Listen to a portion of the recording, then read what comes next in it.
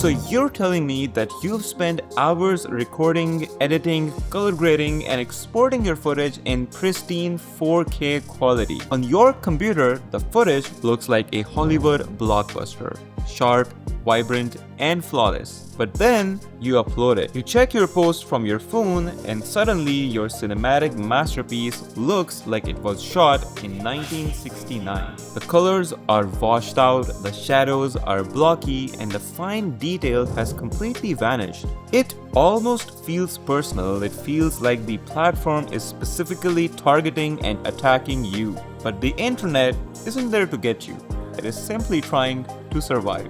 Today we're discussing why these perfect files fall apart the minute they hit the internet. Hey everyone, welcome back to the South Era Network. This is Tech Talks with Hasnan. Today we're answering the question every creator has asked. Why does my video look so bad after I upload it? We're going to look at the invisible war between quality and bandwidth, the psychology of blocky shadows, and why 4K isn't just about resolution. It's a secret hack to trick the algorithm. So, why does your videos look so good on your computer when you're editing or exporting them? Well, the simple answer is that your computer doesn't care about the data plan or the bandwidth. When you export a footage from Premiere Pro or DaVinci Resolve at a high bitrate, you are creating a file that is heavy. It might be a 1 GB file for just 30 to 60 seconds of clip. Your local media player like VLC or QuickTime has the luxury of playing your footage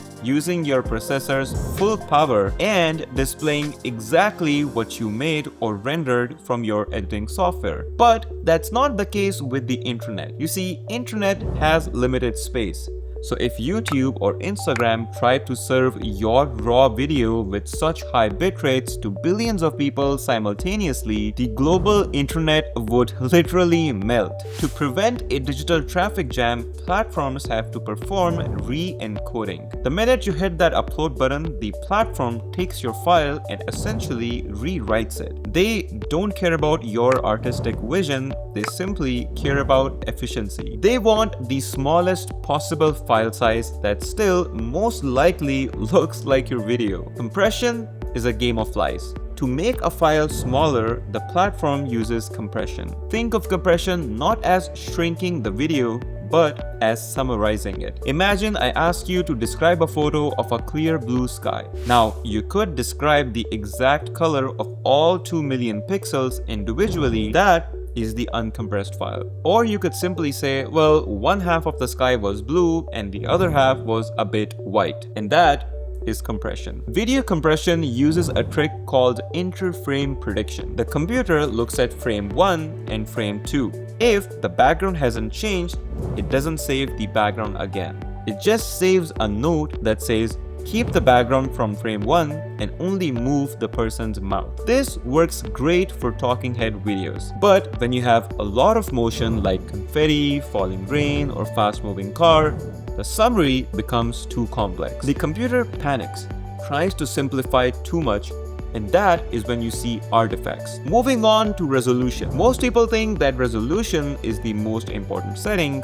Well, it technically isn't. Bitrate, on the other hand, is the real deal. It's the real king of your footage quality. In simple terms, resolution is the size of the containers, which means how many pixels will there be. But bitrate is how much stuff or data you can put inside that container. A 1080p video with a higher bitrate will look significantly better than a 4K video with a lower bitrate. Now, there is a secret hack that pro creators like me use it all the time, and that is always upload your videos in 4K even if your footage is 1080p. Why? Because platforms like YouTube treat 4K uploads very different. They assign 4K videos a better codec, which is a more advanced summary algorithm like VP9 or AV1, as compared to the standard compression algorithms they give to 1080p videos. So by uploading your footage in 4K, you are essentially tricking the algorithm into believing your data needs a bigger budget, which results in a cleaner image for your viewers even if they're watching only on 1080p. Now let's discuss why low light videos look more horrible after compression as compared to bright videos. Have you ever noticed that a sunny or bright vlog looks great, but as soon as the scene moves to a dark or moody footage, it looks like trash? This is because of color banding and macro blocking. Human eyes are incredibly sensitive to shadows. In a dark scene, there might be 50 subtle shades of gray, but to save space, compression might say, well, they're all technically the same color, so let's lump them all up into one single block. Hence, what was supposed to look like a smooth gradient of gray now looks like one big block of noise. This is also the reason why skin tones shift. The algorithm tries to simplify the complex color of human skins to save space, and this makes the subject's skin look slightly orange or green compared to the original file. You have to realize that Instagram, TikTok, YouTube are not video players. They are attention engines. Their goal is for the video to start playing instantly the moment user scrolls past it. If the video takes 2 seconds to buffer because the quality is too high, the user will simply scroll away. To ensure instant playback, platforms create multiple versions of your videos: 360p, 720p, 1080p, and so on. When you first upload the footage, the platform usually displays the 360 versions of your file while the high-res versions are still being processed. If you check your post 10 seconds after it is done uploading,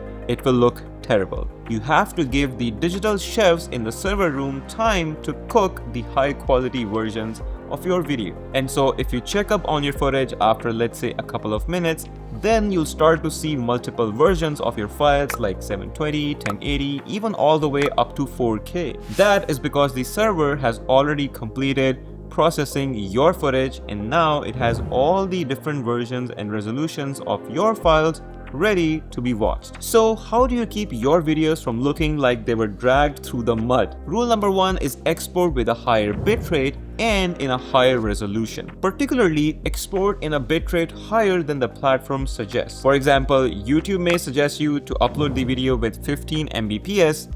Give them at least 80. The thing is, the platform is going to apply compression to your footage regardless if you follow their rules or not. So you give them the highest raw format that you can provide them while not being completely unreasonable, so that even if they compress it, your footage still looks watchable. That's why, as I mentioned earlier, that even if you shoot your video in 1080p, export your final footage as a 4K file, which basically forces the platform to, number 1, give you better codecs when they're compressing, and number 2, you've given them the highest quality that you possibly can, and now even after compression, it will still look decent, as compared to you giving them already a lower quality version and then they compress it, which makes it look even more horrible. Another thing that you can avoid, particularly if you're not a cinematographer or somebody who's making films, is to avoid adding artificial grain to your footage.